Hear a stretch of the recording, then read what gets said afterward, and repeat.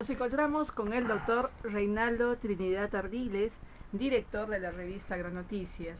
Doctor, ¿cuál es la perspectiva que tiene usted sobre la problemática del agro actualmente? Bueno, primero cabe recordar que la primera necesidad del hombre es comer y el único sector que puede satisfacer esta necesidad primordial e ineludible es el agro, actividad productiva en complementación con la pesca, es actividad extractiva. Esto es así desde los orígenes del hombre. Ahora, precisamente por comprender este axioma, los antiguos peruanos desarrollaron la civilización agraria más espléndida del mundo antiguo en un escenario naturalmente poco apto para esta actividad. A diferencia de lo que es Estados Unidos, Argentina o Australia, por ejemplo, el Perú tiene solo el 6% de su territorio apto para la agricultura. Si le agregamos las praderas aptas para la ganadería, llegamos a 16%, es un espacio muy estrecho. Sin embargo, los antiguos peruanos llegaron a arañar hasta los desiertos, contiguos a los valles, las montañas y las junglas de la Amazonía para desarrollar la civilización de la que le he hablado, civilización que ha aportado 181 plantas cultivadas para beneficio de la humanidad y una veintena de especies de animales. Entre las plantas, obviamente encabeza la papa, que es el cuarto alimento del mundo, pero también están el tomate, el camote, la quinoa, la kiwicha y, en fin, una infinidad de especies. Perdón, me olvidaba del maíz. Dicho sea de paso, el maíz más antiguo del mundo está en el Perú, está en Guarmey, está en Ancash. Bueno, entonces, primero es necesario comprender este contexto, que la primera necesidad del hombre es comer y que el agro es el sector que satisface a esta necesidad, que no distingue entre sexos, entre generaciones, entre ideologías, etc. Bueno, precisamente por esta razón es que la anterior constitución e incluso la vigente reconocen exprofesamente la importancia del agro. El artículo 88 de la constitución que dio la asamblea convocada por Fujimori en 1993 dice textualmente: el Estado apoya preferentemente al desarrollo agrario. Sin embargo, este precepto es virtual letra muerta porque, por ejemplo, el agro es más o menos el 26% de la población, es el 36% de la población económicamente activa y el 70% de los alimentos que consumimos todos los peruanos. Sin embargo, este sector recibe apenas el 2% del presupuesto público total, y de ese magro presupuesto, más o menos el 85% se va en pago de salarios y gastos generales en la ciudad, lo que significa que al campo llega efectivamente un mísero 15%. Entonces, dentro de este contexto, obviamente la situación del agro es deprimente en su mayoría. Hay un 10% del agro que corresponde al sector exportador o industrial exportador que está bien, y de eso hay que alegrarse, pero el 90% está mal. Aún más, hay otro factor que muchos olvidan. Del total del agro peruano, solo el 32% tiene riego, el resto depende de las lluvias. Y ahora mismo en la macroregión centro-norte del país, incluyendo algunas localidades de la vertiente occidental a la Cordillera Negra de Ancash, están sufriendo los efectos de la sequía o la semisequía. Y eso es patético reflejo de la dependencia de las lluvias en el 68% del agro peruano. Y por último, otro factor que complica la situación del sector es que quienes manejan al país e incluso al sector agrario son hombres de origen urbano, mayormente costeño y principalmente limeño, o sea, gente con extracción urbana y a veces con deformación urbanófila. Así es que todo este conjunto de factores determina que el agro en las actuales circunstancias esté mal en su mayoría. Si existen posibilidades de que salga adelante, claro que existen, y esto comienza en un Estado democrático por hacer cumplir lo que dice la Constitución. Repito, el artículo 88 que dice el Estado apoya preferentemente al desarrollo agrario, y el artículo 63 que dice el Estado debe defender a la producción nacional frente a cualquier forma de competencia externa desleal, como son las importaciones subsidiadas o subvaluadas en sus países de origen. Así es que eso sería el contexto del que estamos viendo y viviendo en este momento. ¿Qué tanto las importaciones de productos subsidiados viene afectando el agro nacional? Oh, es terrible. Hasta 1950 el Perú era prácticamente autosuficiente en toda su alimentación. Pero como a partir de esa década los grandes países empezaron a subsidiar a su producción agraria para generar grandes excedentes, muchas veces con miras geopolíticas, esos países comenzaron a colocar sus excedentes con precios artificialmente bajos debido a los subsidios, e incluso a regalarlos, como hizo Estados Unidos con el Perú, hasta la época del terremoto del 31 de mayo. Recuerdo muy bien que en esa época abundaba la leche en polvo, el trigor, que venían regalados, y esos productos importados con subsidios o donados fueron quitando mercado a la producción nacional hasta doblegarla, a tal punto que en este momento nuestro país importa el 100% de la soya que consume, el 90% del trigo, el 60% del maíz amarillo duro, el 50% del aceite y más o menos el 40% de la leche y la carne que consume. Entonces, la dependencia se ha ido acentuando. Sin embargo, repito una vez más, el Estado urbano y urbanófilo, el Perú oficial, no hace cumplir ni siquiera la Constitución. En este sentido, una vez más cabe recordar que el artículo 63 de la Constitución dispone defender a la producción nacional en general, incluyendo a la agraria, pero es letra muerta para nuestros políticos. ¿Qué debe hacer el Estado para impulsar y tecnificar el agro nacional? Bueno, hay dos condiciones. La primera es el contexto político-económico, y eso va a cambiar no porque cambien los políticos, sino porque la propia población fuerce el cambio. En este sentido, el campo debe recordar que alberga a la cuarta parte del electorado, sin considerar a los campesinos urbanizados, como en mi caso.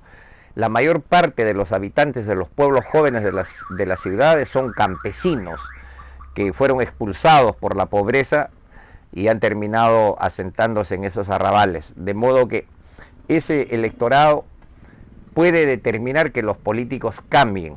¿Cómo? Obligando a que antes de las elecciones firmen compromisos para hacer cumplir la Constitución. No hay que inventar nada, ya está escrito en la Constitución y simplemente artículo 88 y artículo 63 bastan y sobran para ello. Por otro lado, es indispensable que los campesinos, especialmente los más pequeños, se organicen gremial y empresarialmente, porque solos y dispersos no tienen ninguna capacidad de propuesta, de persuasión, de negociación y menos aún de presión, ni ante el mercado ni ante el Estado. Lamentablemente este es un factor que depende solo de ellos, pero no reaccionan como debieran. Agronoticias, la revista que dirijo, ya tiene 35 años y desde el primer día nosotros predicamos esto y sin embargo la respuesta es mínima. Pero los campesinos deben recordar que si no se organizan gremial y empresarialmente, están perdidos. Aún más, ahora la onda neoliberal dice que los pequeños productores han fracasado a lo largo de 500 años, por consiguiente ellos propenden que sus tierras pasen a manos de los grandes capitales, incluyendo bancos, para que esos nuevos dueños inviertan en el desarrollo y los contraten como peones, sin duda en planilla, con sus beneficios sociales, todo. No entienden quienes predican esto que para el campesino la tierra, el agua y los demás recursos naturales productivos no solo son factores de producción, sino son apus, son seres vivos. Por eso que en el mundo campesino se habla de Pachamama, se habla de Yacumama.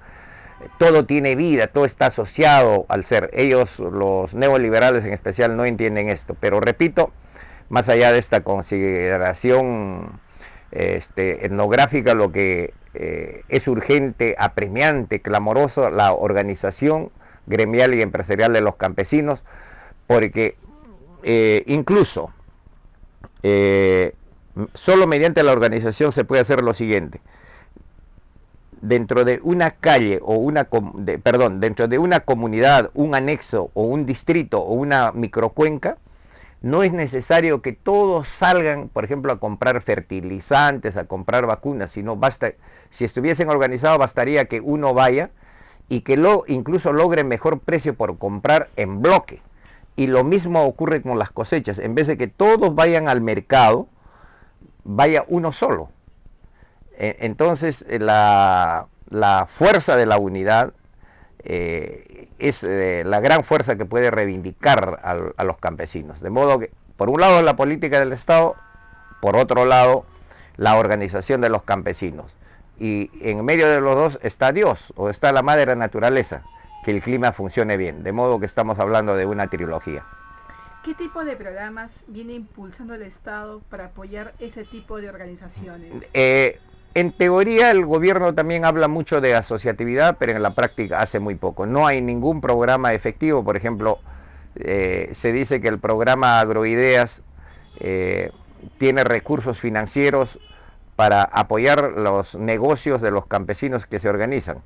Pero hasta ahora se calcula que ha apoyado, dicen ellos, a mí no me consta, unos 15.000 productores, pero los productores agrarios en el Perú son 2.300.000. Igual, el Agrobanco dice que está prestando crédito alrededor de ya 50.000 peruanos, pero repito, los productores son 2.300.000. El último censo agropecuario ha demostrado que los pequeños productores que tienen menos de 20 hectáreas son el 94.5% del total, y los que tienen menos de 5 hectáreas son el 78%, de modo que este es un país de minifundistas, agricultores empobrecidos, pero que sin embargo han sido los grandes domesticadores y conservadores de la agrobiodiversidad, de aquello que nos llena de orgullo a través del movimiento gastronómico, por ejemplo. El mercado internacional, ¿qué productos de la biodiversidad viene exigiendo? Todos, algo más. En los últimos 15 años, el sector que más ha crecido en exportaciones es la exportación de productos orgánicos, mayormente nativos. El último boom se está dando con la quinoa. La quinoa era un producto menospreciado por el Perú oficial, por el Perú blanco, entre comillas, ¿no? Pero ahora todo el mundo busca quinoa y lo que falta es producción, a tal punto que incluso en los mismos pueblos que consumían quinoa como Puno hay cierto resentimiento por el encarecimiento del producto. Pero ese es un proceso positivo que además demuestra cuántos recursos tenemos que aún no hemos aprovechado. En el caso concreto de Ancash, por ejemplo, tenemos la suerte, el privilegio de tener en nuestro suelo al alimento vegetal más completo del mundo, que es el tarwi, porque la soya tiene más o menos 30% de proteínas y 30% de aceite, pero el tarwi tiene 44 o 47% de proteínas y 22% de aceite. El más grande investigador de este cultivo, el ingeniero Óscar Blanco Galdós, ya fallecido, cusqueño él, me decía que la mejor forma de aprovechar a este prodigio de la naturaleza era como en Ancash, consumirlo así como lo consumimos a nuestro chocho, a nuestro noble y glorioso chocho en forma de ensalada o de ceviche andino. De modo que así el Perú está lleno de esos recursos. En la Amazonía tenemos, por ejemplo, el camu camu, que es un pequeño fruto que tiene 30 veces más de ácido ascórbico o vitamina C que todas las frutas cítricas del mundo juntos. Entonces, y como ese me cansaría, el cuy peruano, por ejemplo, ahora se exporta vía Ecuador, como si fuera ecuatoriano.